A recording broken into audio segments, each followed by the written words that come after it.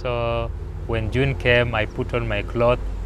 I went to work, and I went back to the wards. I was actually seeing patients in the wards. Yeah, I didn't want to care how I was looking like, because I was looking bad in my face, red patches all over. My mouth was like reddish, and it was not really appealing. But I didn't want to care. What I knew is that I got some little sight, and I wanted to go back to work, and that's what I did. Yeah. So from June, July, August, September, October, I was actually working. But when it came towards the end of October, I realized again this little sight which I had in my left eye also had gone down. I couldn't now, this time around I couldn't see completely. So I actually requested for a sick leave, a 3-month sick leave, to go look for treatment for my eyes. Yeah.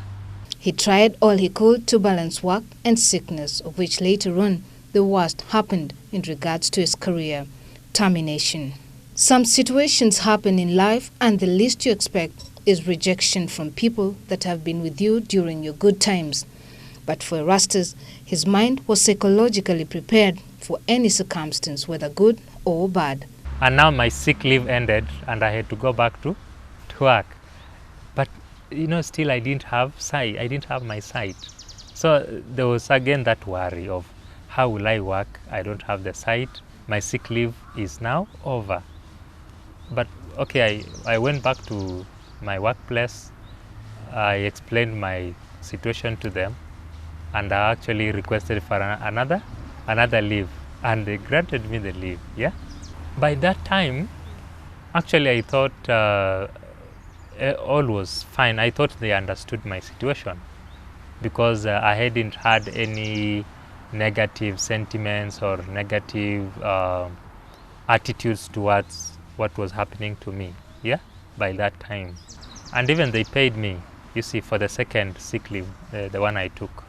But for the first one, they didn't pay me. They said it was an unpaid leave, and I just left it. Yeah, but for the second leave, they paid me my whole salary, though I was not working. Yeah, so that's for 3 months now, for February, March, and April 2017. Yeah. Then when it came to May, now is when they told me they won't continue paying me, because I was not at work. I was actually unwell. Yeah. So they sent me to get a medical report for my eyes from the doctor who was seeing me. Yeah. So I went, I got the medical report from the doctor in Eldoret.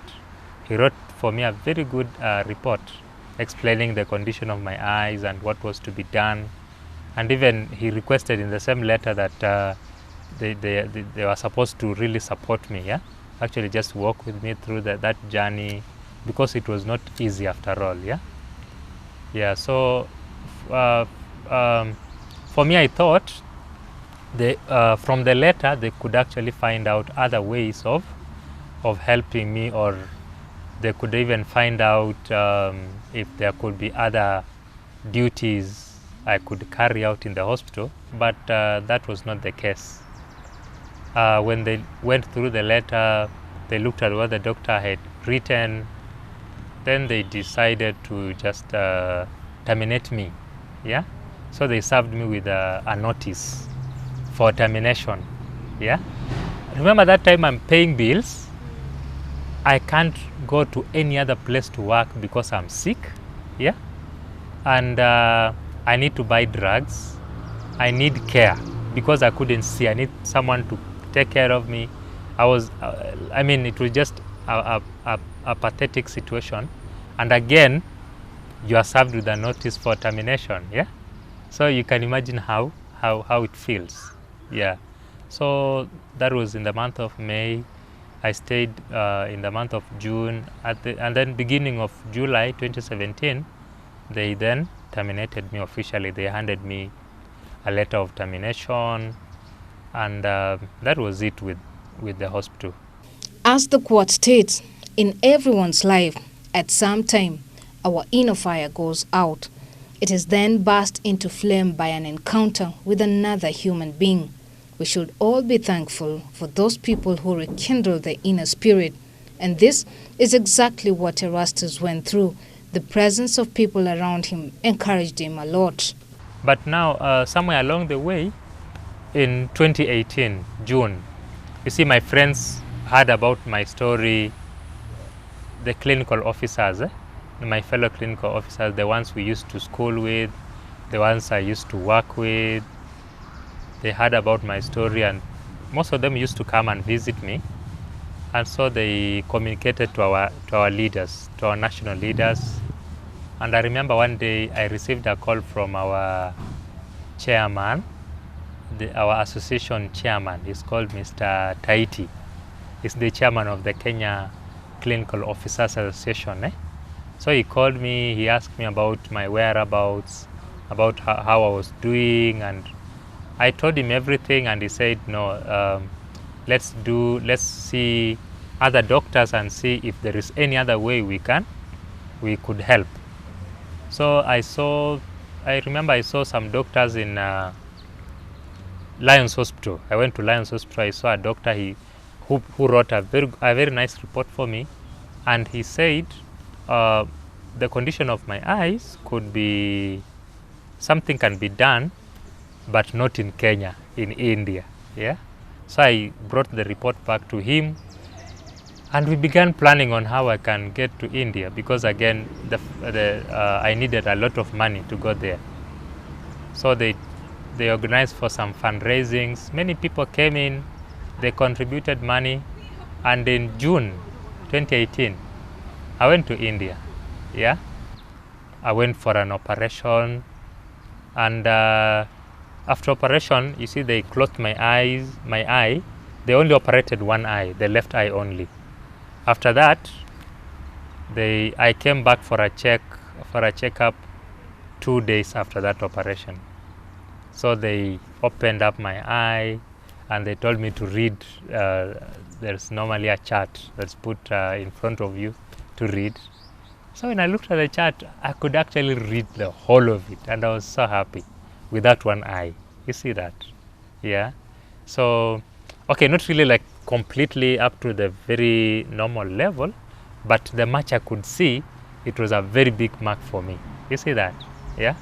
So actually in India, it was all excitement. I called people back in Kenya. I told them how now I could see. People began actually celebrating before I came. Yeah. Yeah. So I stayed in India for 10 days, and I came back. The only problem then was light, because my right eye couldn't actually, like it was, there was a lot of photophobia, fear for the light. Yeah, I couldn't, even up to now, I'm not very comfortable in bright light. I still have a life ahead of me. I didn't tell people I'm only 30 years old. Yeah, so how long am I supposed to live?